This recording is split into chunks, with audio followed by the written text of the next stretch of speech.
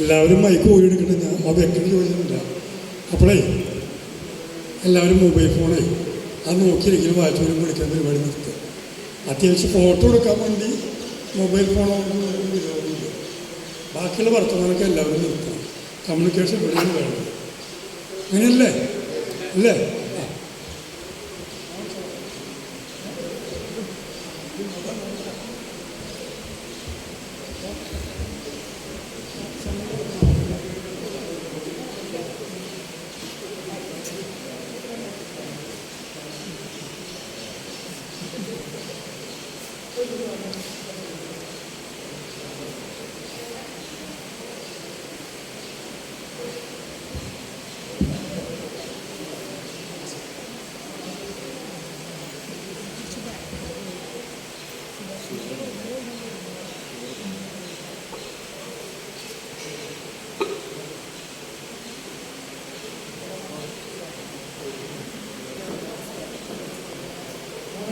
നമസ്കാരം.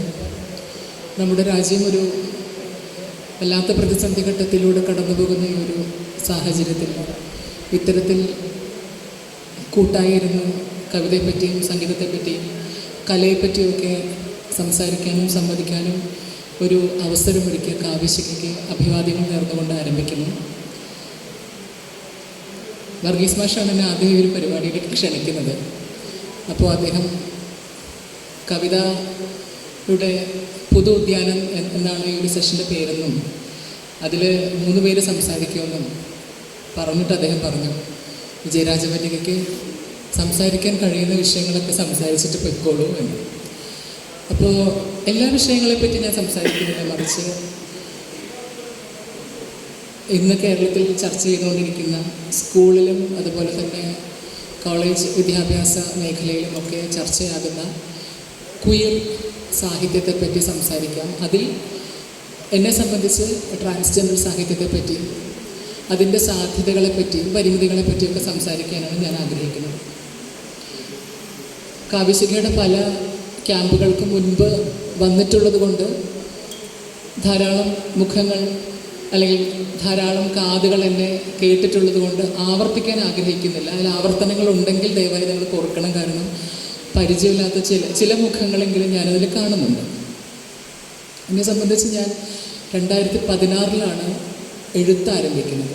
അതിന് മുൻപ് ചെറിയ വയസ്സിൽ 7ാം ക്ലാസ്സിലും 8ലും ഒക്കെ പഠിക്കുമ്പോൾ 12-14 വയസ്സുകളിലൊക്കെ ഞാൻ എഴുതിയിരുന്നു.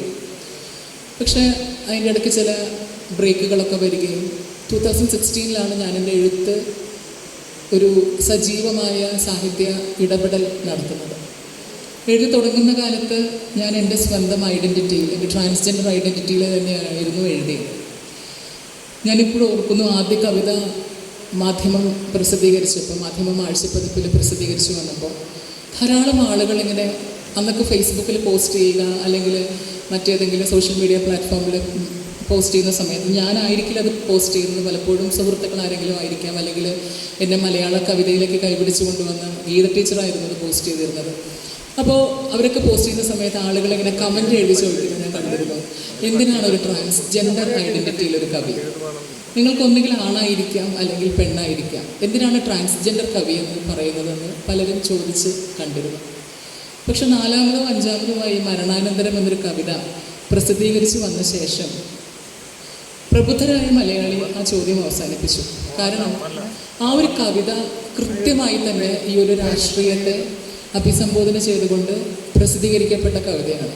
അത് പിൽക്കാലത്ത് MG യൂണിവേഴ്സിറ്റി തൊട്ട് മദ്രാസ് യൂണിവേഴ്സിറ്റി വരെ, ഇപ്പോൾ വളരെ റീസെൻ്റായിട്ട് കാലിക്കറ്റ് യൂണിവേഴ്സിറ്റിയുടെ ഇലക്റ്റീവ് പേപ്പറിൽ വരെ അത് പഠിക്കാനുണ്ട്. ആ കവിത വരുമ്പോഴാണ് ട്രാൻസ്ജെൻഡർ സാന്നിധ്യം മലയാള സാഹിത്യത്തിൽ എന്തുകൊണ്ട് അനിവാര്യമാണ് എന്നത് വായിക്കുന്ന ആളുകൾക്ക് മനസ്സിലായത്. അവിടെ നിന്ന് ഇങ്ങോട്ട് ഈ ഐഡൻറ്റിറ്റിയെ ചോദ്യം ചെയ്തും അല്ലാതെയും ഒക്കെ കവിതകൾ വായിക്കുന്നവരുണ്ട്. എന്നെ സംബന്ധിച്ച് ഞാൻ മലയാള ഭാഷ പഠിച്ചിട്ടുള്ള ഒരാളല്ല. പക്ഷേ ഇന്ന് മലയാള സാഹിത്യത്തിൽ 500ഓളം കവിതകൾ എൻ്റേതായിട്ടുണ്ടെങ്കിൽ ഞാൻ നന്ദി പറയുന്ന സത്യത്തിൽ മലയാളക്കരയിൽ ജീവിക്കുന്ന സ്ത്രീകളോടും പുരുഷന്മാരോടുമാണ്. ഈ നീതികേടിന് ലിംഗഭേദമില്ല എന്ന് ഞാൻ ഉറക്കെ പറയും. നമ്മൾ പറയും സ്ത്രീകൾക്കാണ് ട്രാൻസ്ജെൻഡർ മനുഷ്യരെ കൂടുതൽ മനസ്സിലാകാൻ, എന്നാൽ അത് തെറ്റാണ്. ഇന്ന് സോഷ്യൽ മീഡിയ എടുത്ത് നോക്കിയാൽ അതിൽ ഭൂരിഭാഗം വരുന്ന ഫേക്ക് ഐഡികളും സ്ത്രീകളുടേതാണ്. അതിലൂടെ സമൂഹത്തിലേക്ക് പ്രചരിപ്പിച്ചു കൊണ്ടിരിക്കുന്ന ഒരു ജെൻഡർ സ്പെക്ട്രം അല്ല, മറിച്ച് ഒരു ജെൻഡർ ഐഡൻറ്റിറ്റിയിൽ ഒതുങ്ങിപ്പോകേണ്ട ഒരു അത്യാവശ്യത്തെ പറ്റിയാണ്. അതായത് നിങ്ങൾ സ്ത്രീയാണോ, നിങ്ങളുടെ മനസ്സിൽ നിങ്ങൾ സ്ത്രീയാണെങ്കിൽ നിങ്ങൾ ഇന്ന കാറ്റഗറി, ഇന്ന പാറ്റേൺ ഫോളോ ചെയ്താൽ മാത്രമേ നിങ്ങൾക്ക് സ്ത്രീയായിരിക്കാൻ കഴിയുകയുള്ളൂ എന്ന് ആവർത്തിച്ച് അനുസരിപ്പിക്കുന്ന ഒരു ഫേക്ക് ഐഡൻറ്റിറ്റി പ്രൊപ്പഗാൻഡ നമ്മളിന്ന് ചുറ്റും കണ്ടുകൊണ്ടിരിക്കുകയാണ്. ഒരുപക്ഷെ എന്നെ മുന്നേ കേട്ടിട്ടുള്ളവർ ആലോചിക്കുന്നുണ്ടാവും, വളരെ ആവേശത്തോടെയാണല്ലോ മല്ലിക മുൻപൊക്കെ സംസാരിച്ചുകൊണ്ടിരുന്നത്, ഇപ്പം എന്ത് പറ്റി മല്ലികയ്ക്ക്, മല്ലികയുടെ ഭാഷയിൽ അല്ലെങ്കിൽ ശൈലിയിൽ വ്യത്യാസമുണ്ടല്ലോ എന്ന്. സത്യം പറയാലോ, ഈ മനുഷ്യരുടെ ഇടയിൽ, അതായത് ഈ മലയാളികളുടെ ഇടയിൽ 40 വർഷം ജീവിച്ചു എന്നതിന് ഞാൻ വളരെയേറെ അഭിമാനിക്കുന്ന ഒരാളാണ്. കാരണം ചേർത്ത് പിടിക്കുന്നു എന്ന് പറയുമ്പോഴും എവിടെയാണ് ചേർത്ത് പിടിക്കുന്നത് എന്ന വലിയൊരു ചോദ്യം ഞാനടങ്ങുന്ന ഒരു വലിയ സമൂഹം ഇന്നും അനുഭവിക്കുകയാണ്. ആയിരക്കണക്കിന് പ്രഹരങ്ങൾ ഏറ്റുകൊണ്ട് ഒരു ദളിതായിരിക്കെ, ഒരു കറുത്ത നിറമുള്ള ഒരു ഉടലുണ്ടായിരിക്കെ, ഇൻ്റർസെക്സ് ആയിരിക്കെ, ട്രാൻസ്ജെൻഡർ ഐഡൻറ്റിറ്റിയിൽ കേരളത്തിൽ ജീവിക്കുക എന്ന് പറയുന്നത് അത്ര സുഖമുള്ള കാര്യമൊന്നുമല്ല. ഞാൻ ഏറ്റവും സന്തോഷമുള്ളൊരു കാര്യം നിങ്ങളോടൊപ്പം പറയാം. അടുത്ത ആഴ്ച, അതായത് 12-ാം തീയതി കഴിഞ്ഞിട്ട് എൻ്റെ ആദ്യത്തെ കഥാസമാഹാരം പുറത്തു വരികയാണ്. എൻ്റെ 11ാമത്തെ പുസ്തകം കൂടിയാണ്. 11ാമത്തെ പുസ്തകമാണ്. ഈ വർഷം ഇറങ്ങുന്ന 2ാമത്തെ പുസ്തകം കൂടിയാണ്. മലയാളത്തിലാണ് ആദ്യത്തെ ആ കഥാസമാഹാരം വരുന്നത്. അപ്പോൾ ഞാനിപ്പോൾ ചെയ്തുകൊണ്ടിരിക്കുന്നൊരു കാര്യം എന്ന് വെച്ചാൽ, ട്രാൻസ്ജെൻഡർ മനുഷ്യരെയും അതുപോലെ എന്നെയും വ്യക്തിപരമായിട്ട് അധിക്ഷേപിക്കുന്ന ആളുകളുടെ പേരുകളാണ് പലപ്പോഴും വരാനിരിക്കുന്ന കഥാസമാഹാരങ്ങളിലെ വില്ലന്മാർക്കും വില്ലത്തിമാർക്കും ഒക്കെ ഇടുന്നത്. ചുരുങ്ങിയൊരു പണിയല്ല, അവരെ കൊണ്ടൊരു 3-4 ബലാത്സംഗവും ഒരു 5-6 പീഡനവും 4-5 കഞ്ചാവ് കടത്തലും ഒക്കെ കഥാപാത്രങ്ങളെ കൊണ്ട് ചെയ്യിപ്പിക്കുന്നു. വേറൊന്നും വൃത്തിയില്ല. കാരണം നമുക്കിപ്പോൾ തോക്കെടുത്ത് പോയി അവരെ കൊല്ലാനോ അല്ലെങ്കിൽ അവരെ തല്ലാനോ അല്ലെങ്കിൽ ഗുണ്ടകളെ ഏർപ്പാടാക്കാനോ ഒന്നും ഒരു കവിക്ക് സാധിക്കില്ല. ഒരു കവിയെ സംബന്ധിച്ച് കവിക്ക് ചെയ്യാൻ കഴിയുന്ന ഏറ്റവും മധുരമായ പ്രതികാരം എന്നത് ഒന്നുകിൽ കവിത എഴുതുക, അല്ലെങ്കിൽ ആ കഥാപാത്രങ്ങളെ അതേ പേരുള്ള അല്ലെങ്കിൽ അതേ സ്വഭാവമുള്ള വ്യക്തിഹത്യ നമ്മൾ ഒരിക്കലും ചെയ്യുന്നില്ല. ഏറ്റവും മനോഹരമായിട്ടാണ് നമ്മൾ അവരെ അവതരിപ്പിക്കുന്നത്. കാരണം അതൊക്കെ കഥകളാണല്ലോ. ലോകത്ത് പടർന്നു കിടക്കുന്ന ഭൂഖണ്ഡങ്ങളിലെ മനുഷ്യരെ എല്ലാം ഒരേ പ്ലാറ്റ്ഫോമിലേക്ക് തുന്നിച്ചേർത്ത ഏറ്റവും പ്രധാനപ്പെട്ട ഘടകമെന്ന് പറയുന്നത് കഥയാണ്. നമ്മൾ ആരും ഈ പറയുന്ന നെൽസൺ മണ്ടേലയോ അല്ലെങ്കിൽ ഇന്ദിരാഗാന്ധി ഒരു പക്ഷെ കണ്ടവരുണ്ടായിരിക്കാം. ഞാനൊക്കെ വളരെ ചെറുതായിരിക്കുന്ന സമയത്താണ് അവർ നമ്മളെ വിട്ടു പോകുന്നത്. അപ്പോൾ ഇത്തരം ആളുകളുടെ കഥകളിലൂടെ അല്ലെങ്കിൽ ഝാൻസി റാണിയെ പോലുള്ളവരുടെ കഥകളിലൂടെ, പറഞ്ഞും എഴുതിയും വായിച്ചുമുള്ള കഥകളിലൂടെയാണ് നമ്മൾ അവരെ അറിയുന്നത്. അപ്പോൾ അത്തരം കഥകൾ എഴുതി ഒരു പുതിയ ക്രാഫ്റ്റ് സൃഷ്ടിക്കാൻ സാധിച്ചു എന്നതിൽ ഒരുപാട് സന്തോഷം. രാവണേട്ടൻ വരെ എന്നോട് ചോദിച്ചിട്ടുണ്ട്, കുറേ കാലമായിട്ട് കാണുന്നില്ലല്ലോ, പുറത്ത് പരിപാടികൾക്കൊന്നും വരുന്നില്ലല്ലോ എന്ന്. 2 കാരണങ്ങളായിരുന്നു. ഒന്ന്, ഞാൻ സൗകര്യപൂർവ്വം ഇരുന്ന് കഥകൾ എഴുതുകയായിരുന്നു. കഥ മാത്രമല്ല, ആദ്യത്തെ സംസ്കൃത കവിതാ സമാഹാരം ഉടനെ പുറത്തു വരും, അതിൻ്റെ എഡിറ്റിംഗ് നടക്കുന്നു. 2ാമത്തെ ഹിന്ദി പുസ്തകം വരുന്നു, അതിൻ്റെ തിരക്ക്. എൻ്റെ സമയം മുഴുവനും ഞാൻ എഴുത്തിലേക്ക് വ്യാപിപ്പിക്കുന്നതിൻ്റെ പ്രധാനപ്പെട്ട കാരണം, ഒരു 500 വർഷങ്ങൾക്ക് ശേഷം പുതിയ റിസർച്ച് ചെയ്യാൻ വേണ്ടി വിദ്യാർത്ഥികൾ വരുന്ന സമയത്ത് നമ്മുടെ നാട്ടിൽ ട്രാൻസ്ജെൻഡറായ ആളുകളുണ്ടായിരുന്നോ, അവരെപ്പറ്റി പഠിച്ചിരുന്നോ, പുസ്തകങ്ങളുണ്ടായിരുന്നോ എന്നുള്ള അന്വേഷണങ്ങൾ സംഭവിക്കുമ്പോൾ അവർക്ക് പഠിക്കാനുള്ള മെറ്റീരിയൽസ് കൂടി പ്രിപ്പയർ ചെയ്ത് വയ്ക്കുക എന്നൊരു സാഹിത്യ കർമ്മത്തിൽ കൂടി ഞാൻ ഏർപ്പെട്ടിരിക്കുകയാണ്. കാരണം ഇന്ന് ഞങ്ങൾ അനുഭവിക്കുന്നൊരു പ്രശ്നം, ഞങ്ങളുടെ പൂർവികർ അല്ലെങ്കിൽ ട്രാൻസ്ജെൻഡർ എഴുത്തുകൾ, ക്വീർ എഴുത്തുകൾ ഉണ്ടായിരുന്നു ചോദിക്കുമ്പോൾ നമുക്ക് ആകെയുള്ള സോഴ്സ് എന്ന് പറയുന്നത് സംഘകാലഘട്ടങ്ങളിലെ എഴുത്തുകളാണ്. അത് എത്രമാത്രം മാനിപ്പുലേറ്റഡ് ആയിരിക്കാം, അല്ലെങ്കിൽ മാനിപ്പുലേറ്റഡ് ആണോ അല്ലയോ എന്ന് പോലും നമുക്കറിയില്ല. അങ്ങനെ അറിയാത്തൊരു സാഹചര്യത്തിൽ ട്രാൻസ്ജെൻഡർ മനുഷ്യർ എഴുതിയ സാഹിത്യം ഉണ്ടായിരിക്കണം എന്നത് ഒരു അനിവാര്യത കൂടിയാണ്. ഞാൻ നിങ്ങളോട് എൻ്റെ വ്യതകളെപ്പറ്റി പറയാനല്ല വന്നത്, മറിച്ച് ഇത് സാഹിത്യത്തിലേക്ക് വരുമ്പോൾ ഇതിൻ്റെ പ്രാധാന്യം എന്താണെന്ന് മാത്രം. നിങ്ങളിൽ എത്ര പേർക്ക് ബയോളജിക്കലി മനുഷ്യനാണും പെണ്ണും മാത്രമായിട്ടല്ല ജനിക്കുന്നത് എന്നറിയാമോ എന്ന് എനിക്കറിയില്ല. പക്ഷേ മനുഷ്യനാണും പെണ്ണും മാത്രമായിട്ടല്ല ജനിക്കുന്നത്, ഇൻ്റർസെക്സ് എന്നൊരു വിഭാഗം കൂടിയുണ്ട്. ഒരു പക്ഷേ അത്തരത്തിൽ ഒരു ലിംഗാവസ്ഥ ഉണ്ട് എന്നുള്ളൊരു ധാരണ ഉള്ളത് കൊണ്ടായിരിക്കാം 2016 ബഹുമാനപ്പെട്ട സുപ്രീം കോടതി ട്രാൻസ്ജെൻഡർ മനുഷ്യർക്ക് തുല്യ അവകാശം നൽകണം അല്ലെങ്കിൽ നൽകുന്നു എന്ന് ഒരു പ്രസ്താവന കൊണ്ടുവന്നപ്പോൾ കേരളത്തിലെ പ്രത്യേകിച്ച് മലയാള മാധ്യമങ്ങൾ മൂന്നാം ലിംഗം എന്നൊരു പദം ഉപയോഗിച്ചത് അല്ലെങ്കിൽ ഭിന്നലിംഗം എന്ന പദം ഉപയോഗിച്ചത് എന്നാണ് പൊതുവിലുള്ള ഒരു ധാരണ. കാരണം അത്തരത്തിലൊരു അവസ്ഥ അല്ലെങ്കിൽ ഒരു അനുഭൂതി മലയാളികൾക്ക് അറിയാവുന്നത് കൊണ്ട് തന്നെ ആയിരിക്കണം ട്രാൻസ്ജെൻഡറിനെയും ആ ഒരു പെട്ടകത്തിലേക്ക് അല്ലെങ്കിൽ ആ ഒരു കോളത്തിലേക്ക് കൊണ്ടുവരാൻ വേണ്ടി ശ്രമിച്ചതെന്നത് വളരെ വ്യക്തം. എന്നാൽ ഞാൻ പറയുന്നത് ആരും ആയിക്കോട്ടെ, മനുഷ്യൻ അവൻ്റെ അല്ലെങ്കിൽ അവളുടെ അല്ലെങ്കിൽ അവരുടെ മനോവ്യഥകളെപ്പറ്റി സാഹചര്യങ്ങളെപ്പറ്റി സംസാരിക്കുമ്പോൾ അതിന് നേരെ മുഖം തിരിക്കുന്ന ഒരു വല്ലാത്ത സ്വഭാവം മലയാളിക്കുണ്ട്. ഇപ്പം ഞാൻ ഈയിടയ്ക്ക് ഒരു ട്രാൻസ്ജെൻഡർ സഹോദരിയുടെ ഒരു ലൈവ് ഞാൻ കണ്ടിരുന്നു. അപ്പം അതിലവർ പറയുന്നുണ്ട്, ചേർത്ത് പിടിക്കുമെന്ന് പറയുന്നുവെങ്കിലും നമുക്കൊന്നും ഒരു ജോലി, എവിടെ ചെന്നാലും ഒരു ജോലി പോലും നമുക്ക് തരില്ല. സത്യമാണ്. ഇപ്പോൾ ജാതി സെൻസസ് വരുന്നു, അല്ലെങ്കിൽ UPSC ഇപ്പോൾ പറഞ്ഞു അത്ര നെറ്റില്ലാത്ത അധ്യാപകരെ പറഞ്ഞു വിടണം എന്നുള്ള രീതിയിൽ ഒരു വാർത്ത, ഫേക്കാണോ നമുക്കറിയില്ല, സോഷ്യൽ മീഡിയയിൽ വരുന്ന പലതും നമുക്ക് വിശ്വസിക്കാൻ പറ്റുന്നില്ല. പക്ഷെ അങ്ങനെ ഒരു വാർത്ത വന്നു. അങ്ങനെയൊക്കെ ഒരു സെൻസസ് വരുമ്പോഴായിരിക്കും നിങ്ങൾ മനസ്സിലാക്കാൻ പോകുന്നത് നെറ്റില്ലാത്ത എത്ര പേര് യൂണിവേഴ്സിറ്റി സ്ഥാപനങ്ങളിൽ അല്ലെങ്കിൽ യൂണിവേഴ്സിറ്റി കോളേജുകളിൽ പഠിപ്പിക്കുന്നുണ്ടെന്ന്. ഞങ്ങളുടെ ഇടയിൽ വിദ്യാസമ്പന്നരായ ഞാനടക്കം എത്രയോ ആളുകളുണ്ട്. എത്രയോ ക്യാമ്പസുകളിൽ നമ്മൾ ക്ലാസ്സുകൾ എടുക്കാൻ പോകുന്നുണ്ട്. എന്തുകൊണ്ടാണ് അവിടെ ഒരു ട്രാൻസ്ജെൻഡർ വ്യക്തിയെ ഒരു മണിക്കൂറിനെങ്കിലും ഒരു ലെക്ചറായിട്ട് ജോലിക്ക് വെക്കാത്തതെന്ന് ചോദിച്ചാൽ ഇന്നും മലയാളിക്ക് ഇത് എന്താണെന്ന് അറിയാത്തത് കൊണ്ടാണ്. യുദ്ധത്തെപ്പറ്റി സംസാരിക്കുമ്പോൾ പലരും പറയുന്നു സ്വന്തം മക്കൾ യുദ്ധത്തിൻ്റെ ആ ഒരു പോർക്കളത്തിലേക്ക് വരാത്ത അത്രയും കാലം യുദ്ധത്തിൻ്റെ വേദന മനസ്സിലാകില്ല എന്ന്. അതേ എനിക്ക് സമൂഹത്തോടും പറയാനുള്ളൂ. നിങ്ങളുടെ വീട്ടിലൊരാൾ, ഒരു കുഞ്ഞ്, ഒരു വ്യക്തി ട്രാൻസ്ജെൻഡർ ഐഡൻറ്റിറ്റി തുറന്ന് പറയുന്ന ഒരു സാഹചര്യം ഉണ്ടാകുന്നത് വരെ ഇതെന്താണെന്ന് ആർക്കും മനസ്സിലാകില്ല. ട്രാൻസ്ജെൻഡർ വിവാഹം കഴിക്കണോ, അല്ലെങ്കിൽ കുട്ടികൾ ഉണ്ടാകില്ലേ, അങ്ങനെയുള്ള പലതരം സംശയങ്ങളിലൂടെയാണ് ഇന്നും മലയാളി കടന്നു പോകുന്നത്.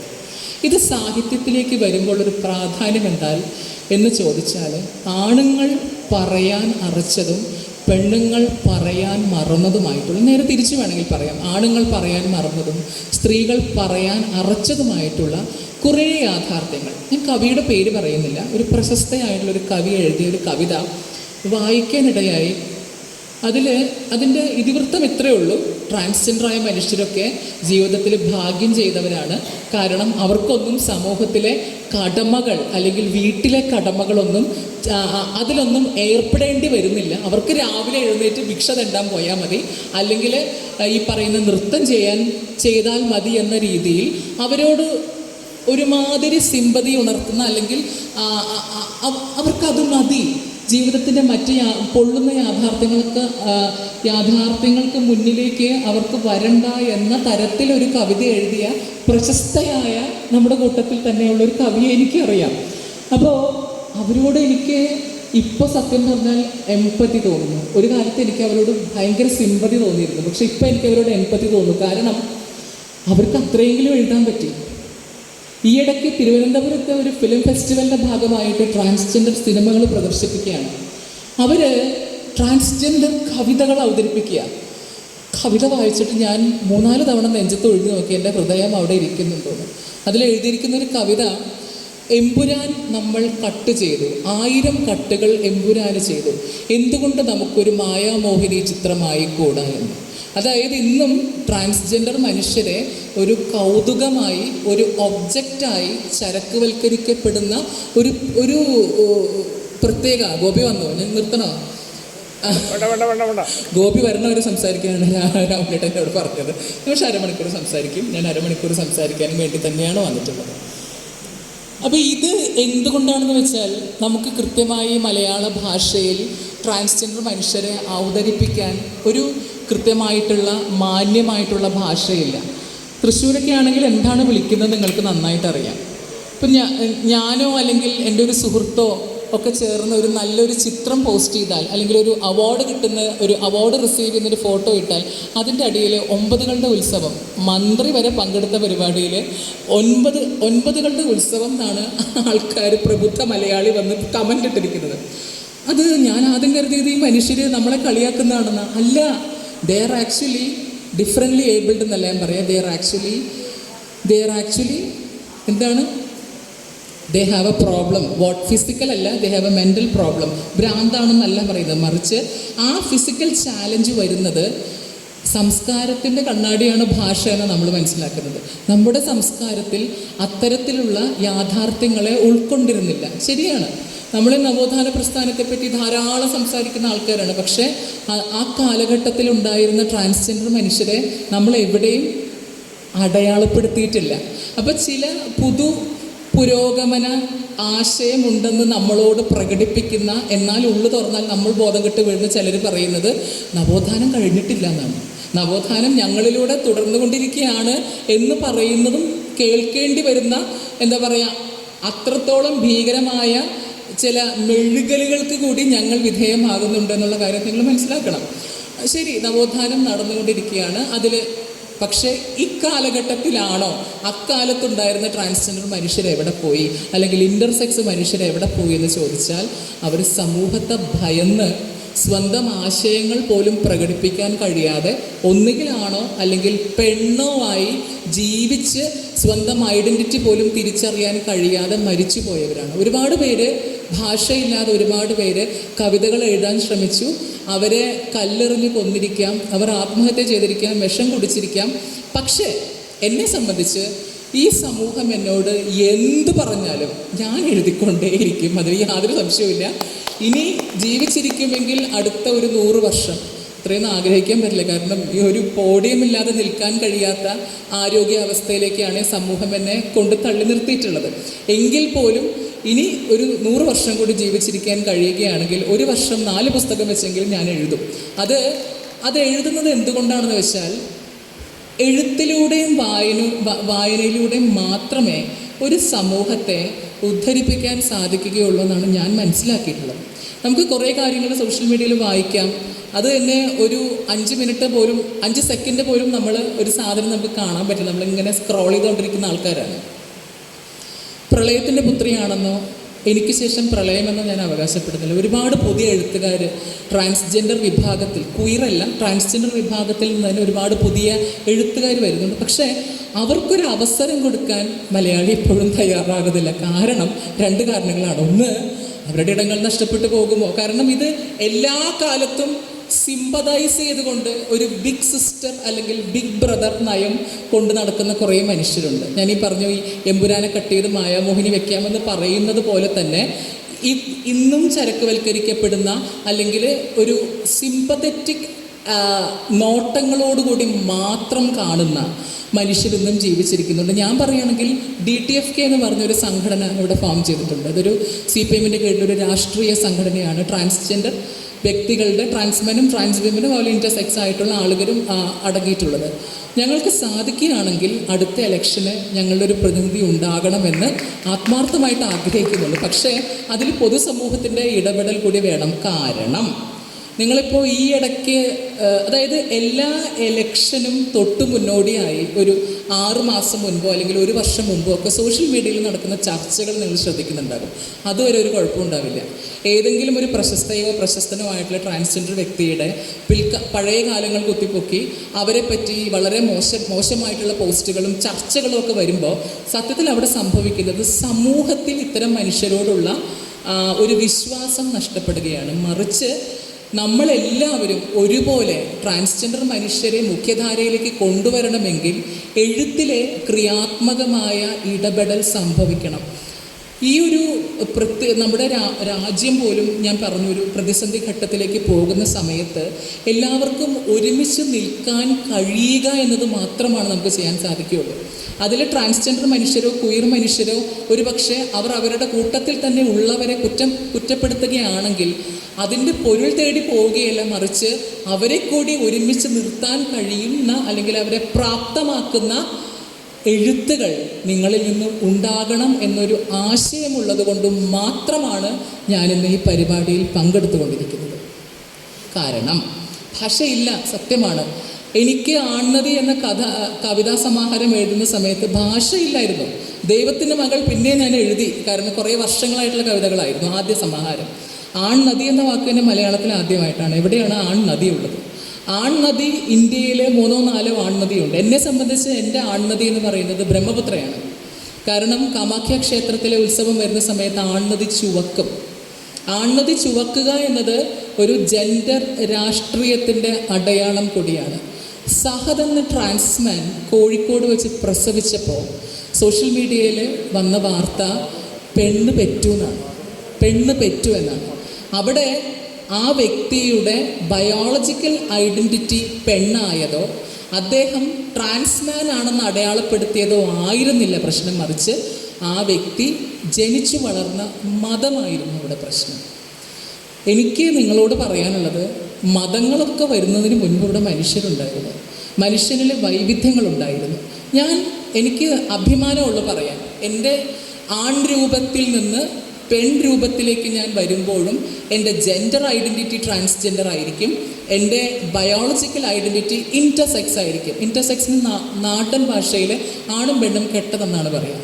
ഞാൻ പറയുന്നത് കെട്ടുപോയത് ആണും പെണ്ണുമല്ല, മറിച്ച് സമൂഹം നന്മയുടെ നേരെ കൊളുത്തിവെച്ച ഒരു ദീപമാണ് കെട്ടുപോയത്.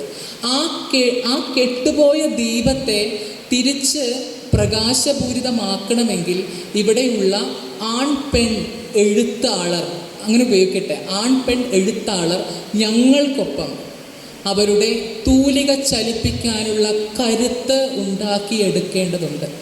എന്തുകൊണ്ട് കാവ്യശിഖയിൽ നിന്ന് പോയി എന്നെടുത്ത് പലരും ചോദിക്കാറുണ്ട്. ഞാൻ ഒരു ഗ്രൂപ്പിലും സജീവമല്ല. കാരണം എന്നെ സംബന്ധിച്ച് എൻ്റെ ലൈഫ് വളരെ ചെറുതാണ്. ഒരു ഇൻ്റർസെക്സ് ആയിരിക്കെ ഒരു ഇൻ്റർസെക്സ് വ്യക്തിക്ക് അവരുടെ ബയോളജിക്കൽ ലൈഫ് എന്ന് പറയുന്നത് എത്ര കാലം ഉണ്ടാകുമെന്നുള്ളത് ബയോളജി പഠിച്ചിട്ടുള്ളവർക്കറിയാം. അതിൻ്റെ കൂടെ ധാരാളം ട്രീറ്റ്മെൻറ്റുകൾ, അതായത് ആണായിരിക്കാനുള്ള ട്രീറ്റ്മെൻറ്റുകൾ സമൂഹവും കുടുംബം വിട്ടേക്കാം, അവർക്കും അറിയില്ലല്ലോ. ഡോക്ടർമാരുടെ ദുരാഗ്രഹം കൊണ്ട് എത്രയോ മെഡിസിനുകൾ എടുത്ത് ഇന്ന് നേരെ നിൽക്കാൻ കഴിയാത്ത അവസ്ഥയിലേക്ക് എന്നെ കൊണ്ടെത്തിച്ചിട്ടുണ്ടെങ്കിൽ എൻ്റെ ലൈഫ് എന്ന് പറയുന്നത് വളരെ ഷോർട്ടാണെന്ന് എനിക്ക് നന്നായിട്ട് അറിയാം. അതുകൊണ്ട് പറ്റുന്ന സമയങ്ങളിലൊക്കെ വായിക്കാനും എഴുതാനുമാണ് ഞാൻ എൻ്റെ ജീവിതമൊക്കെ മാറ്റിവെച്ചിട്ടുള്ളത്. ശരിയാണ്, ഞാൻ ഒരു ഗ്രൂപ്പിലും ഇല്ല. പലരും എന്നോട് ചോദിക്കും, നിങ്ങളുടെ ഗ്രൂപ്പിൽ ശരിക്കും ഉണ്ടോ? ഒരു ഗ്രൂപ്പിൽ എന്നെ ആഡ് ചെയ്താൽ ഞാൻ അപ്പം തന്നെ മ്യൂട്ട് ചെയ്തിടും, ഫോർ മ്യൂട്ട് ചെയ്തിടും. അതിൽ നടക്കുന്ന ചർച്ചകളിലേക്ക് ഒന്നും ഞാൻ വരാറില്ല. കാരണം ഇത് എഴുതി വെക്കണം. ഈ ട്രാൻസ്ജെൻഡർ ജീവിതങ്ങൾ, ട്രാൻസ്ജെൻഡർ മനുഷ്യർ അനുഭവിക്കുന്ന വ്യഥകൾ, ഇത് ഞാൻ സംസാരിക്കുമ്പോഴും ജെൻഡർ എന്താണെന്ന് അറിയാത്തവരാണ് എൻ്റെ മുന്നിലിരിക്കുന്നത്. ഏതൊരു വ്യക്തി ജനിച്ചു വളരുന്ന കാലഘട്ടത്തിൽ അവരുടെ ഉള്ളിലുണ്ടാകുന്ന സ്വത്വം അത് ശരീരത്തിൽ നിന്ന് വ്യത്യസ്തമായിരിക്കാം, അല്ലെങ്കിൽ ശരീരത്തോട് ചേർന്ന് നിൽക്കുന്നതായിരിക്കാം. ആ വ്യത്യസ്തമാകുന്ന മനുഷ്യർ വ്യത്യസ്തതകൾ തുറന്നു പറഞ്ഞ് ആ വ്യത്യസ്തതകളോടുകൂടി സമൂഹത്തിൽ ജീവിക്കാൻ ആരംഭിക്കുമ്പോൾ അവരെ ഒറ്റപ്പെടുത്താനാണോ കമ്മ്യൂണിസം പഠിപ്പിക്കുന്നത് എന്ന് എനിക്കറിയില്ല. ഞാനിത് പറയാനുള്ള കാരണം, ഏതൊരു ട്രാൻസ്ജെൻഡർ വ്യക്തി അവരുടെ പ്രശ്നങ്ങളെപ്പറ്റിയോ അംഗീകാരങ്ങളെപ്പറ്റി പറയുമ്പോൾ അതിൻ്റെ അടിയിൽ വരുന്ന 90% കമൻറ്റുകളും നമ്മുടെ ആൾക്കാരുടെയുണ്ട്. അത് വല്ലാതെ വേദനപ്പെടുത്താറുണ്ട്. അപ്പം ഞാൻ കരുതി ഇത് വേറെ ആരെങ്കിലും മറ്റു എതിർ പാർട്ടിയിലുള്ളവർ ഫേക്ക് ഉണ്ടാക്കിയിട്ട് ചെയ്തതാണോ. അപ്പം നമ്മൾ തപ്പിപ്പിടിച്ച് ഇവരുടെ അഡ്രസ്സൊക്കെ എടുത്ത് വിളിക്കുമ്പോൾ ആദ്യം നമ്മൾ ഹലോ വിളിക്കുമ്പോൾ ആദ്യം നമ്മൾ തിരിച്ച് അവർ റെസ്പോണ്ട് ചെയ്യുന്നത് സഖാവേ എന്നാണ്. നമ്മൾ അവരുടെ പേര് വിളിക്കുന്നതിന് മുമ്പ് നമ്മളോട് തിരിച്ച് പറയുന്നത് അവർ ഫോൺ എടുക്കും, ഹലോ സഖാവേ എന്നാണ് അവർ തിരിച്ചിങ്ങോട്ട് ചോദിക്കുന്നത്. അപ്പം ഞാൻ ആലോചിക്കുന്നത്, ഒരു സഖാവ് വളർന്നു വരുമ്പോൾ എന്തുകൊണ്ട് ഈ വൈവിധ്യത്തെ ഉൾക്കൊള്ളാൻ കഴിയുന്നില്ല, ഈ വ്യത്യസ്തതകളെ ഉൾക്കൊള്ളാൻ കഴിയുന്നില്ല? ഒരു വേദിയിൽ കൊണ്ടിരുത്തും. വളരെ സങ്കടകരമായ അനുഭവം എനിക്ക് ഇടയ്ക്കുണ്ടായി. അത് ഭാഗ്യം ഞാൻ അന്വേഷിച്ച് പോയി നമ്മുടെ ആൾക്കാരല്ല എന്ന് ഓർത്തപ്പോൾ എനിക്ക് വളരെയധികം സന്തോഷവും അഭിമാനവും തോന്നി. തിരുവനന്തപുരത്ത് ഒരു പരിപാടി ഉദ്ഘാടനം ചെയ്യാൻ വിളിച്ചിരുന്നു, ഇതുപോലൊരു ഫിലിം ഫെസ്റ്റിവൽ. ഞാൻ അദ്ദേഹത്തോട് പറഞ്ഞു, ഞാൻ തൃശ്ശൂരിൽ നിന്നാണ് വരുന്നത്, കൃത്യസമയത്ത് 3 മണിക്ക് വന്ന് പരിപാടി ഉദ്ഘാടനം ചെയ്യാം, 30 മിനിറ്റ് സംസാരിക്കാം, മാത്രമല്ല എൻ്റെ വരവോ ഭക്ഷണമോ, ഞാൻ സംഘാടകരുടെ കയ്യിൽ നിന്ന് ഒരു ഭക്ഷണം പോലും കഴിക്കാറില്ല. എനിക്ക് ആവശ്യമുള്ള ഭക്ഷണം ജ്യൂസ് അടിച്ച്, ചോറും കറിയൊക്കെ ജ്യൂസ് അടിച്ച് കൊണ്ടുപോകുന്ന ഒരാളാണ്. ആ പൈസ കുറയേണ്ടെന്ന് മാത്രമല്ല അതിൻ്റെ പേരിൽ ഒരു സിമ്പതി വളർത്തി എടുക്കേണ്ട. ഒരാളോട് ചോദിക്കും ചായ കുടിക്കാതിരുന്ന് ചായ ജ്യൂസ് അടിച്ച് കൊണ്ടു. ഞാൻ രാവിലെ ഭക്ഷണം കഴിച്ചിട്ടാണ് വന്നത്. മിക്കവാറും പരിപാടിക്ക് മുമ്പ് ഞാൻ അവരിൽ നിന്ന് ഒന്നും വാങ്ങിച്ച് കഴിക്കില്ല. എനിക്ക് ഭയമാണ്. കാരണം ഈ അവരതിലൂടെ കാണുന്നത് ഞങ്ങളൊരു ട്രാൻസ്ജെൻഡറിനെ ചേർത്ത് പിടിച്ചു എന്ന് പറയുമ്പോഴും അതിലെത്രമാത്രം യാഥാർത്ഥ്യമുണ്ട്, അല്ലെങ്കിൽ മാനവികമായ ബോധം എത്രമാത്രം ഉണ്ടെന്നുള്ളത് സംശയമാണ്. അപ്പോൾ ഈ സംഘാടകരോട് ഞാൻ പറഞ്ഞു, എനിക്കിങ്ങനെ വണ്ടിക്കൂലി തരില്ലേ, എത്ര എമൗണ്ട് എന്നൊന്നും പറഞ്ഞില്ല, നിങ്ങൾ എനിക്ക് വണ്ടിക്കൂലി തരില്ലെന്ന് ചോദിച്ചപ്പോൾ അദ്ദേഹം ഒരു മറുപടി അയച്ചിരിക്കുകയാണ്. ലോകത്തെല്ലാവരും പരിപാടി നടത്തുന്നത് ഫ്രീ ആയിട്ടാണ്. നിങ്ങളെ സാമൂഹ്യനീതി വകുപ്പിൽ നിന്ന് പറഞ്ഞതുകൊണ്ട് മാത്രമാണ് നിങ്ങളെ പരിപാടിക്ക് വിളിച്ചത്. റെമ്യൂണറേഷൻ ഒന്നും തരാൻ പറ്റില്ല, അത് പ്രതീക്ഷിച്ച് നിങ്ങൾ വരണ്ട, വേണ്ടെങ്കിൽ നിങ്ങൾ പരിപാടിയിൽ നിന്ന് ഒഴിവായിക്കോളും. ഞാൻ ആലോചിക്കുന്നത്, ഞാൻ ഒരിക്കൽ പോലും എനിക്ക് വേണ്ടി ജീവിച്ചിട്ടില്ല. സത്യം പറയാലോ, എൻ്റെ ഒരു ആഗ്രഹത്തിന് വേണ്ടി പോലും ഞാൻ ഒരിക്കലും ജീവിച്ചിട്ടില്ല. മലയാളത്തിൽ കവിത എഴുതാൻ അറിയാതിരുന്ന കാലത്ത് വൃത്തത്തിലും പ്രാസത്തിലും എഴുതാൻ പറഞ്ഞപ്പോൾ സ്റ്റീൽ ഗ്ലാസ് കമഴ്ത്തി വെച്ച് വൃത്തം വരച്ച് കവിത എഴുതി തുടങ്ങിയ ഒരാളാണ് ഞാൻ. അത് വൃത്തമാണല്ലോ, സർക്കിൾ എന്ന് പറയുന്നത്. ആ വൃത്തത്തിൽ എഴുതിയ കവിതകളാണെന്ന് മദ്രാസ് യൂണിവേഴ്സിറ്റിയിലെ കുട്ടികൾ പുസ്തകം പഠിക്കുന്നുണ്ട്. ദൈവത്തിൻ്റെ മകൾ മുഴുവനും ഞാൻ ഈ സർക്കിൾ വരച്ച് എഴുതിയ കവിതകൾ. ആ കവിതകൾ വിദ്യാർത്ഥികൾ പഠിക്കണമെങ്കിൽ അത്രയ്ക്കും തീക്ഷ്ണമായ അനുഭവങ്ങൾ എനിക്ക് സമൂഹം ഇന്നും തന്നുകൊണ്ടിരിക്കുന്നുണ്ട്. ഇത് നിങ്ങൾക്ക് പലർക്കും ചിലപ്പോൾ ചോദ്യം ചോദിക്കാൻ പോലും കഴിയാത്ത വിധത്തിൽ നിങ്ങൾ സ്ട്രക്കായി പോകുന്നതിൻ്റെ കാര്യം എന്താണെന്ന് വെച്ചാൽ, നിങ്ങളെ അനുഭവങ്ങളെ കേട്ടിട്ടില്ല, അല്ലെങ്കിൽ നിങ്ങളെ അനുഭവങ്ങളെ വായിച്ചിട്ടില്ല. ഇവിടെ ഇരിക്കുന്ന 25 പേർക്കോ 50 പേർക്കോ എങ്കിൽ വായിച്ചതറിയാൻ കഴിയട്ടെ എന്ന് കരുതിക്കൊണ്ട് കൂടിയാണ് അത്തരം അനുഭവങ്ങളെ കവിതയിലേക്ക് കൊണ്ടുപോയി. ചിലപ്പോൾ അത് ഗദ്യമായിരിക്കാം, ചിലപ്പോൾ നേരിട്ട് പറയുന്ന കവിതകളായിരിക്കാം. അതിനൊരു കാവ്യഭംഗി ഉണ്ടാകണമെന്നില്ല. എങ്ങനെയാണ് ഞങ്ങൾക്ക് കാവ്യഭംഗി വരുന്നത്? ഒരേ പന്തലിൽ ഒരേ വേദിയിലിരുത്തി അപമാനിക്കുമ്പോൾ എങ്ങനെയാണ് നമുക്ക്? ഇവിടെ അപമാനിച്ചു എന്നല്ല പറയുന്നത്. കോട്ടയത്ത് ഒരു കോളേജിലെ ഉദ്ഘാടനത്തിന് പോയി വന്നപ്പോൾ പത്രത്തിലൊരു വാർത്ത, ഭിന്നലിംഗക്കാർക്കിടയിലെ കവയത്രി വിജയരാജമല്ലിക നാഷണൽ സെമിനാർ ഉദ്ഘാടനം ചെയ്തു. അദ്ദേഹത്തിന് കൊടുത്ത മറുപടി എൻ്റെ മല്ലികാവസനത്തിൽ ഞാൻ എഴുതിയിട്ടുണ്ട്. അത് ഇവിടെ പറയുന്നത് എത്രമാത്രം സഭ്യമാണെന്ന് എനിക്കറിയില്ല. യൂട്യൂബാണെന്ന് തോന്നുന്നില്ല, അത് ലൈവ് പോയിക്കൊണ്ട് അങ്ങനെ ഇപ്പോൾ വിറ്റ് കാശാക്കണ്ട. പിന്നെ എനിക്ക് ഈ പറയാനുള്ളത്, കൊടുക്കുകയാണെങ്കിൽ ഒരുമിച്ച് കൊടുക്കണം, വെട്ടി കൊടുക്കരുത്. ഇപ്പോൾ ആൾക്കാർ വെട്ടി തിന്നുന്ന ഒരു പരിപാടിയാണ്. സാധാരണ ഇങ്ങനെയുള്ള പരിപാടിക്ക് യൂട്യൂബൊക്കെ എടുക്കുന്നതിൽ വോയിസ് റെക്കോർഡിങ്ങിന് നമ്മളെ കൊണ്ട് ലീഗൽ പേപ്പറൊക്കെ ഒപ്പിടിച്ച് പഠിക്കാറുണ്ട്. കേരളത്തിൽ അത് എന്താണെന്ന് പോലെ ആൾക്കാർക്ക് അറിയില്ല. ഞാൻ അയോധ്യയിൽ പോയിട്ട് വന്നിരിക്കുക. ഇപ്പോൾ മാർച്ചിൽ UP സർക്കാർ അയോധ്യ ലിറ്ററേച്ചർ ഫെസ്റ്റിന് ക്ഷണിച്ചിരുന്നു. രാമജന്മഭൂമി ക്ഷേത്രമൊക്കെ കൊണ്ട് കാണിച്ചപ്പോൾ കുറേ പേര് ചോദിച്ചു, അയ്യോ മല്ലിക അവിടെ പോയോ? ഞാൻ പറഞ്ഞു, എല്ലാവരും പിടിച്ചു തന്നില്ല, ആരും പിടിച്ചതില്ലെന്ന് പറഞ്ഞല്ലോ എന്നെ കൊണ്ടുപോയത്. എന്നോട് പറഞ്ഞത് എൻ്റെ രാഷ്ട്രീയ കവിത അവിടെ അവതരിപ്പിക്കണം എന്നാണ്. രാമജന്മഭൂമിക്ക് അടുത്തായിരുന്നു ആ പരിപാടി, അയോധ്യയിലായിരുന്നു പ്രോഗ്രാം നടന്നത്. അവിടെ വെച്ച് ട്രാൻസ്ജെൻഡർ സാഹിത്യത്തിൻ്റെ പ്രാധാന്യം എന്താണെന്ന് ഹിന്ദിയിലും ഇംഗ്ലീഷിലും ഞാൻ അവതരിപ്പിച്ചിട്ട് പോന്നു. അവർ നിർബന്ധം പറഞ്ഞത് മലയാളത്തിലെ കവിത അവതരിപ്പിക്കണം എന്ന് തന്നെയാണ്. അതാണ് നമ്മൾ മനസ്സിലാക്കേണ്ടത്. കലയെയും സാഹിത്യത്തെയും സർഗാത്മകതയും. ഇപ്പോൾ ചിലർ പറയും അത് ഒളിച്ചു കടത്തലാണ്. എന്നെ ആരും ഒളിച്ചു കടത്തിയില്ല. അല്ലെങ്കിൽ അതിലൂടെ ഒരു രാഷ്ട്രീയം അവർ ഒളിച്ചു കടത്തിയെങ്കിൽ എനിക്ക് പറയാനുള്ളത്, ആ നാട്ടിലും അവിടുത്തെ ട്രാൻസ്ജെൻഡർ രീതികളല്ല കേരളത്തിലേത്. നമ്മൾ മാതൃക പരിശോധിക്കുമ്പോൾ കേരളം മാതൃകയാക്കാൻ എല്ലാവരും ശ്രമിക്കും. കാരണം കേരളത്തിൽ വ്യത്യസ്തമായിട്ടുള്ള പദ്ധതികൾ വന്നിട്ടുണ്ട്. അവിടെ ഇന്നും നമ്മളെ കാണുമ്പോൾ, ഇന്നും നമ്മളൊരു സ്ട്രീറ്റിലിറങ്ങി ഒരു മാർക്കറ്റിലോ അല്ലെ എവിടെയെങ്കിലും പോകുമ്പോൾ അവർ വന്നൊരു 5 രൂപ തന്നിട്ട് അനുഗ്രഹിക്കാൻ പറയും. ഞാൻ 5 രൂപയ്ക്ക് സിപ്പപ്പ് വാങ്ങി കഴിക്കും. എൻ്റെ അടുത്ത് ഒരുപാട് പേര് ഇതുപോലെ 5 രൂപയും 10 രൂപയൊക്കെ കൊണ്ട് തന്നിട്ടുണ്ട്. കണ്ടാലറിയാം. എന്ത് കണ്ടാലറിയാമെന്നാണ് പറയണം. ഇവിടെ മലപ്പുറത്തൊക്കെ പോയാൽ മീശയുള്ള എത്രയോ സ്ത്രീകളെ നമുക്ക് കാണാൻ പറ്റും. കോഴിക്കോട് പോയാൽ എത്രയോ സ്ത്രീകളെ കാണാൻ പറ്റും. ഇവിടെ തൃശ്ശൂർ തന്നെ എത്രയോ സ്ത്രീകൾക്ക് മീശയുണ്ട്. നമ്മൾ പോയിട്ട് നിങ്ങൾ ട്രാൻസ്ജെൻഡർ ആണെന്ന് ചോദിക്കാറുണ്ടോ? ഇല്ല. ആ ഇല്ലായ്മ എന്തുകൊണ്ടാണെന്ന് വെച്ചാൽ, ഇങ്ങനെയും ഉണ്ടാകാമെന്നൊരു സാധ്യത ഉണ്ടെന്ന് നിങ്ങൾ ചിലർക്കെങ്കിലും അറിയാം. എന്നാൽ ഒന്നുകൂടെ മനസ്സിലാക്കിക്കോളൂ, ആണും പെണ്ണുമല്ലാത്ത മനുഷ്യർക്ക് ജനിക്കാൻ സാധിക്കും. ആണും പെണ്ണുമല്ലാതെയോ അല്ലെങ്കിൽ ആണിൽ നിന്ന് പെണ്ണായോ പെണ്ണിൽ നിന്ന് ആണായോ നമ്മുടെ സമൂഹത്തിൽ മനുഷ്യർക്ക് നിലനിൽക്കാൻ സാധിക്കും. പക്ഷേ ആ നിലനിൽപ്പിന് വളക്കൂറുള്ള മണ്ണ് മാത്രം പോരാ, വളക്കൂറുള്ള മണ്ണുകൾ മാത്രം പോരാ, അതോടൊപ്പം അവരെ ചേർത്ത് പിടിക്കാൻ കഴിയുന്ന, അവരോട് ചേർന്ന് നിൽക്കാൻ കഴിയുന്ന ഒരു കരുത്തുറ്റ ഹൃദയം കൂടി വേണ്ടത് അനിവാര്യതയാണ്. അത്തരം അനിവാര്യതയിലേക്ക് നടക്കാൻ സാഹിത്യത്തിന് വലിയ ഒരു പങ്ക് വഹിക്കാൻ കഴിയും. അത്തരത്തിൽ പേനയെടുത്തുകൊണ്ട് ഇപ്പം നിങ്ങൾ പറയും, ഓ എന്തിന്, എൻ്റെ അടുത്ത് ഇൻ്റർവ്യൂവിന് മുമ്പ് ചോദിക്കുന്നൊരു ചോദ്യം, നിങ്ങൾക്കൊക്കെ എന്തിനാ മല്ലിക ജോലി? ഒരു ചോദ്യമുള്ളൂ. അതിൻ്റെ അർത്ഥം നിങ്ങൾക്ക് റോഡിൽ നിന്നാൽ കിട്ടില്ലേ മണിക്കൂറിന് 3000 എന്നാണ് അതിൻ്റെ അർത്ഥം. വാഴ വെച്ചു ഞാൻ ആ സാറിൻ്റെ പേരിൽ. കഴിഞ്ഞ ആഴ്ച അത് കൊലച്ചു, ഫേസ്ബുക്കിൽ ഇട്ടിരുന്നു, വാസുദേവൻ കൊലച്ചു. ആരെങ്കിലും കണ്ടോ എന്ന് എനിക്കറിയില്ല.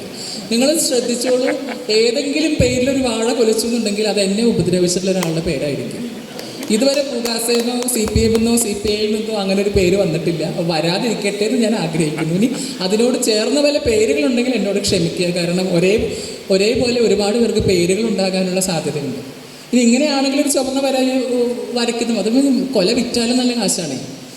ബാങ്കിലിടാൻ പറ്റിയെങ്കിൽ കൊല വിറ്റാലും നല്ല കാശാണ്. കവിത ഒരെണ്ണം ചൊല്ലാം, പൈപ്പിൻ ചോട്. ഇത് MG യൂണിവേഴ്സിറ്റിയിലെ കുട്ടികൾ പഠിക്കുന്നുണ്ട്. വേനലിൽ മണ്ണിലൂന്നിയ കാലുകൾ പൊള്ളിയടരുമ്പോൾ ചിലർ എന്നോ നീരൊഴുക്ക് നിലച്ച പൈപ്പിൻ ചോട്ടിലിരുന്ന് മുകളിലേക്ക് ഊതും, നക്കും, കുലുക്കും, വെറുതെ തിരിക്കും, ഒരിറ്റു നീരിനായി കൊതിക്കും. സ്വത്വത്തിനായി നിലനിന്ന ഞങ്ങൾ ഋതുഭേദങ്ങൾ അറിയാതെ അമ്മയുടെ സ്നേഹത്തിന് തുടിക്കുന്നത് പോലെ. നിങ്ങൾക്കത് എത്ര പേർക്ക് മനസ്സിലാക്കാൻ സാധിക്കുന്ന അറിയില്ല. അമ്മയാകാനാണ് സമൂഹം പ്രേരിപ്പിക്കുന്നതും പഠിപ്പിക്കുന്നതും. പക്ഷേ അമ്മയായാൽ അമ്മ എന്ന വാക്കിലെ ഒരു മകനും ഒരു മകളുമായി ചുരുങ്ങിപ്പെടുന്ന ഒരു സാഹചര്യത്തിലാണ് നമ്മൾ ഇന്നും അഭിരമിക്കുന്നത്. മകനും മകളും അല്ലാതെ ഒരു മകൻ മകളാകാം, മകൾ മകനാകാം, അതിനും അപ്പുറവും അതിനും ഇടയിലോ ജനിതക സ്വത്വങ്ങളും അല്ലാത്ത സാമൂഹിക സ്വത്വങ്ങളും ഉണ്ടാകാമെന്നുള്ളൊരു ബോധമാണ് ഇനി പ്രസവിക്കാനിരിക്കുന്ന അമ്മമാരോട് എനിക്ക് പറയാനുള്ളത്. പിന്നെ സഹജീവികളായി മനുഷ്യരെ കാണുന്ന വിദ്യാർത്ഥികൾക്ക് ഒരു കവിത, നിങ്ങളത് കാവ്യശിഖയിലെ 100ാമത്തെ കവിതയായിട്ട് നിങ്ങൾ വായിച്ചിരുന്നു. ഞാനത് നിങ്ങൾക്ക് വേണ്ടി അവതരിപ്പിക്കാം. ഖനികൾ. വാട്സപ്പിലെ പരിചയമില്ലാത്ത കോൾ കണ്ടാണ് തിരിച്ചു വിളിച്ചത്. അമ്മാവൻ്റെ മകളെന്നൊരാൾ പരിചയപ്പെടുത്തി, പേരും പറഞ്ഞു. കുഞ്ഞിലേ എൻ്റെ നെഞ്ചിൽ കിടന്നുറങ്ങി ഉണർന്ന് മധുരം കൊടുത്താൽ മാത്രം ചിരിക്കുന്ന പൊന്നു കൊടുക്ക. കാവും കുളവും വിലക്ക് നീട്ടും വരെ എൻ്റെ നിശ്വാസങ്ങളെ കണ്ണും പൂട്ടി പിന്തുടർന്ന് തമ്പായിയെ തൊഴുത് തീർത്ഥക്കരയിൽ തുള്ളിക്കളിച്ചവൾ. വിവാഹമായി കാണും, അതാകും വിളിച്ചത്. ഞാൻ ഓർത്തു, അവളൊരു ഡോക്സ് അയച്ചിരിക്കുന്നു. കൂട്ടുകാരി ട്രാൻസ്ജെൻഡറുകളെ പറ്റി പഠിക്കുന്നുണ്ടത്രേ. ആ ഫോം ഒന്ന് പൂരിപ്പിച്ചു കൊടുക്കാമോ എന്നവൾ. മറ്റൊന്നുമില്ല അവൾക്ക് അറിയേണ്ടതെന്ന് തിരിച്ചറിവ്, നെഞ്ചിൽ പകരുന്ന മൂകപ്രഹരങ്ങൾ. ആഹാ, രക്തം പറ്റിയ ഖനികളിൽ ഖനികൾ തേടുന്നവരെ, നിങ്ങളും മനുഷ്യർ. ഗോപികൃഷ്ണനെ കേൾക്കണമെന്ന് ആത്മാർത്ഥമായിട്ട് ആഗ്രഹിക്കുന്നു. PR രതീഷ് ഇന്നലെ സംസാരിച്ചു എന്ന് പറയുന്നു. അവർക്കെല്ലാം വേദി ഒഴിഞ്ഞു വെച്ചുകൊണ്ട് അല്ലെങ്കിൽ വേദി നൽകിക്കൊണ്ട് ഞാൻ ഇപ്പോൾ തൽക്കാലം അവിടെ ഇരിക്കുകയാണ്, കേൾക്കുകയാണ്. ഒന്നുകൂടി പറയാം, ബോറടിപ്പിച്ചില്ല എന്ന് വിശ്വസിക്കുന്നു. നിങ്ങളാരും നിർബന്ധിത ശ്രവണ തൊഴിലാളികളല്ല എന്ന് മനസ്സിലാക്കുന്നു. കാരണം നിർബന്ധിത ശ്രവണ തൊഴിലാളികളായിരുന്നെങ്കിൽ നിങ്ങൾ എപ്പോഴേ ഫോണിലേക്ക് കടന്നേനെ, മാത്രമല്ല സീറ്റ് നിറഞ്ഞു വരുന്നേനെ. സീറ്റ് നിറഞ്ഞിരിക്കലാണ് ഇന്നത്തെ കാലത്ത് നിർബന്ധിത ശ്രവണ തൊഴിലാളികളുടെ അടയാളങ്ങൾ. എനിക്ക് നിങ്ങളോട് പറയാനുള്ളത്, പുതിയ പുസ്തകങ്ങൾ, എൻ്റെ പുസ്തകം വിട്ടേക്കും, പുതിയ പുസ്തകങ്ങളൊക്കെ സാഹിത്യ അക്കാഡമിയിലോ അല്ലെങ്കിൽ സാഹിതിയിലോ ഒക്കെ പ്രകാശനം ചെയ്യപ്പെടുമ്പോൾ അവിടെ പോയി ഇരിക്കുക. കാശ് കിട്ടില്ല, പക്ഷേ പുതിയ ആശയങ്ങളെ തിരിച്ചറിയാൻ നമുക്ക് സാധിക്കും. ഇന്നത്തെ കാലത്ത് ഏറ്റവും വലിയൊരു പ്രശ്നം പുസ്തക പ്രകാശനം ചെയ്യുമ്പോൾ ആൾക്കാരെ കിട്ടാനില്ല എന്നുള്ളതാണ്. ഞാൻ ഇപ്പോൾ ചെയ്തുകൊണ്ടിരിക്കുന്ന ഒരു പരിപാടി, നമ്മുടെ ഒരു സുഹൃത്ത് ഉണ്ടല്ലേ, നമ്മുടെ ഒരു സുഹൃത്തിനെ വിളിക്കും. അദ്ദേഹം കോൺട്രാക്ടറാണ്. അദ്ദേഹം ഈ മറ്റ് സംസ്ഥാനങ്ങളിൽ നിന്നൊക്കെ ചില തൊഴിലാളികളെ കേരളത്തിലേക്ക് കൊണ്ടുവരുന്ന ഒരാളാണ്. അപ്പോൾ ഞാൻ അദ്ദേഹത്തോട് പറയാറുണ്ട്, ഒരു 4 പേര് മുണ്ടെടുത്ത് 2 പേര് സാരി എടുത്ത് ഒരാളെ ചുരിദാറിട്ട് കൊണ്ടിരുത്തണം. ആഗ്രഹം കൊണ്ട് പറയണതാണ്. 750 വെച്ച് 10 പേർക്ക് കൊടുക്കാനുള്ള പൈസ ഉണ്ടായിരുന്നെങ്കിൽ നമ്മൾ മാളിക വെച്ചേനെ. ഇത് പറയേണ്ടി വരുന്ന ഗതികേട് നമ്മളായിട്ട് ഒഴിവാക്കുക. കാരണം പ്രബുദ്ധരാകുക എന്നത് നമ്മുടെ ആവശ്യമാണ്. നമ്മുടെ മക്കളെ, ഇന്ന് ഞാൻ കാറിൽ വരുന്ന സമയത്ത് ഡിസൈഡ് ഓട്ടോറിക്ഷയിൽ പോകുന്ന ഒരു കുടുംബം എന്നെ നോക്കിയിരുന്ന് കളിയാക്കട കണ്ടു. എനിക്ക് സന്തോഷം തോന്നി. 3 വാർഡ് പിരിച്ചു വെച്ചാൽ പോരെ. Thank you.